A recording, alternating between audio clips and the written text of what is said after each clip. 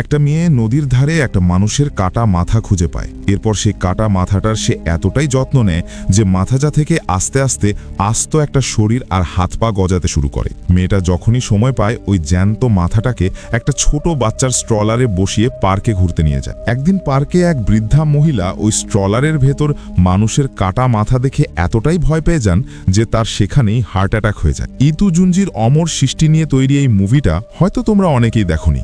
ইতু জুঞ্জির গল্পের সেই রহস্যময়ী আর সুন্দরী তমি, যাকে দেখলে মানুষ যেমন প্রেমে পড়ে তেমনি এক অদ্ভুত আতঙ্ক কাজ করে সবার মনে। কিন্তু কেন এমনটা হলো? কেন একটা কাটা মাথা এভাবে বেঁচে আছে?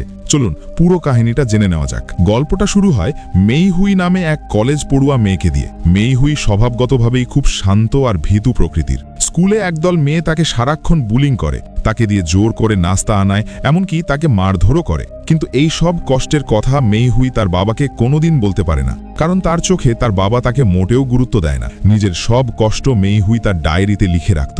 একদিন স্কুল থেকে ফেরার পথে তার সাথে এক অদ্ভুত সুন্দর মেয়ের দেখা হয়। এই মেয়েটাই মেইহুইকে তার নরক যন্ত্রণার জীবন থেকে মুক্তি দেয়। মেয়েটা নিজের পরিচয় দেয় তমি নামে। সে বলে সে নাকি তাদের স্কুলেই নতুন ট্রান্সফার হয়ে এসেছে। কথা বলতে বলতেই তমি মেইহুইয়ের চশমাটা খুলে ফেলে আর বলে চশমা ছাড়া তাকে নাকি অনেক বেশি কিউট লাগে। জীবনে প্রথমবার কারো কাছ থেকে এমন প্রশংসা পেয়ে মেইহুই তমির প্রেমে পড়ে যায়। তাদের বন্ধুত্ব এতটাই গভীর হয় যে মেইহুই তমিকে তার বাসায় আমন্ত্রণ জানায়। একটু নিরিবিলি সময় কাটানোর জন্য সে তার বাবাকে বাসা থেকে বাইরে পাঠিয়ে দেয়। কিন্তু বাবা যখন বাসা থেকে বের হচ্ছিলেন তখন তমির দিকে তাকাতেই তার মনে হয় এই মেয়েকে তিনি আগে কোথাও দেখেছেন। বাসায় মেইহুই আর তমি যখন একা ছিল তখন পরিবেশটা বেশ থমথমে হয়ে যায়। তমি হঠাৎ মেইহুইকে কিস করে বসে। সেই বিকেলটা তাদের জন্য ছিল একদমই অন্যরকম। তারা একে অপরকে কথা দেয় তারা চিরকাল বন্ধু হয়ে থাকবে। কিন্তু কাহিনী মোড় নেয় তখন যখন তমি মেইহুইয়ের বাবার সামনে গিয়ে দাঁড়ায়। বাবা যখন তমিকে দেখেন তিনি যেন কয়েক দশক পেছনে ফিরে যান।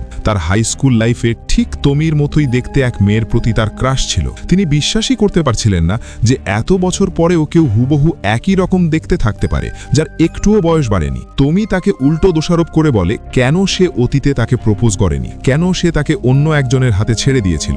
তমি তাকে আবার সুযোগ দেয় তার ভালোবাসা পাওয়ার জন্য। বাবার মনে সেই পুরনো প্রেম আবার জেগে ওঠে। তিনি তমির প্রেমে এতটাই অন্ধ হয়ে যান যে ঘরে থাকা তার মৃত স্ত্রীর সব স্মৃতি আর জিনিসপত্র আগুনে পুড়িয়ে ফেলেন। তমির সাথে সময় কাটাতে কাটাতে বাবার মনে হতে থাকে তিনি আবার সেই ২০ বছরের যুবক হয়ে গেছেন। কিন্তু তমির আসল রূপ ছিল অন্যরকম। সে বাবার মন পুরোপুরি জয় করার পর তাকে ফুসলাতে শুরু করে যাতে সে মেইহুইকে মেরে ফেলে। বাবা প্রথমে রাজি হয়ে গেলেও শেষ মুহূর্তে তার জ্ঞান ফিরে আসে। তিনি বুঝতে পারেন এই মেয়েটা আসলে মানুষ না, কোনো এক ডাইনি বা শয়তান, কারণ মানুষের বয়স না বেড়ে থাকতে পারে না। তিনি নিজের সব সাহস জোগাড় করে হাতের দা দিয়ে তমিকে কোপাতে শুরু করেন। যেহেতু মেইহুইয়ের বাবা কোল্ড স্টোরেজে কাজ করতেন তাই তিনি তমির শরীরটাকে ছোট ছোট টুকরো করে বিভিন্ন জায়গায় ফেলে দিয়ে আসেন যাতে কেউ টের না পায়। মেইহুই যখন জানতে পারে তার বাবা তমিকে মেরে ফেলেছে সে পাগলের মতো তমিকে খুঁজতে থাকে। খুঁজতে খুঁজতে সে নদীর ধারে তমির সেই কাটা মাথাটা খুঁজে পায়। সে মাথাটা নিয়ে এসে একটা পরিত্যক্ত গুদামে লুকিয়ে রাখে।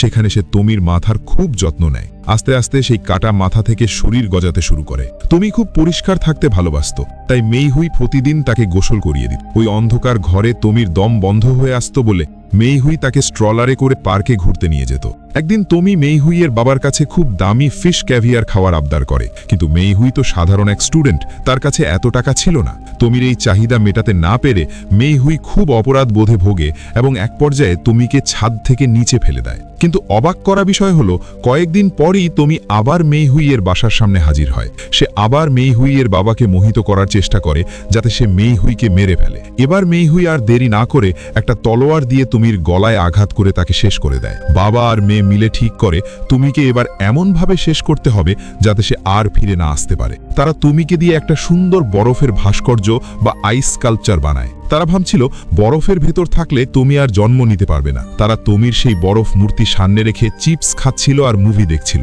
কিন্তু হঠাৎ বাবা লক্ষ্য করেন বরফের ভেতর থেকে তুমি তার চোখ মেলা তাকিয়ে আছে। তমির সেই মায়াবী চোখের মায়া থেকে এবারও বাবা বাঁচতে পারলেন না। বাবা পাগল হয়ে সেই বরফ মূর্তি ভেঙে ফেলেন। মেইহুই চিৎকার করে বলতে থাকে তুমি একটা শয়তান। এতে তুমি রেগে গিয়ে বাবাকে আবার বশ করে ফেলে। বাবার হাতেই মেইহুইকে কোল্ড স্টোরেজের ভেতর তালাবদ্ধ করে রাখা হয়। এরপর বাবা আর তমি হাত ধরে সেখান থেকে চলে যায় এক অজানা গন্তব্যে।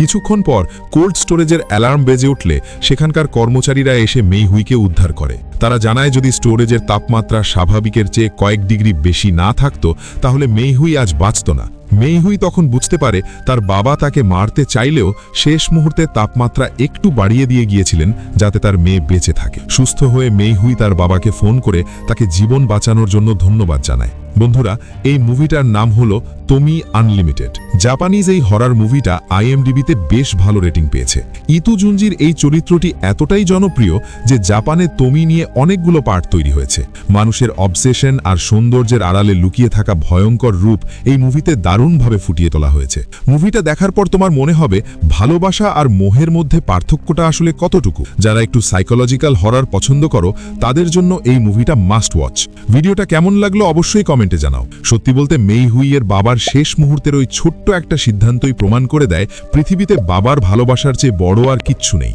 ভিডিওটা ভালো লাগলে একটা লাইক দিও, আর এই রকম মাথা নষ্ট করা কাহিনী আরও শুনতে চাইলে চ্যানেলটা সাবস্ক্রাইব করে পাশে থেকো। দেখা হচ্ছে পরের ভিডিওতে। ধন্যবাদ।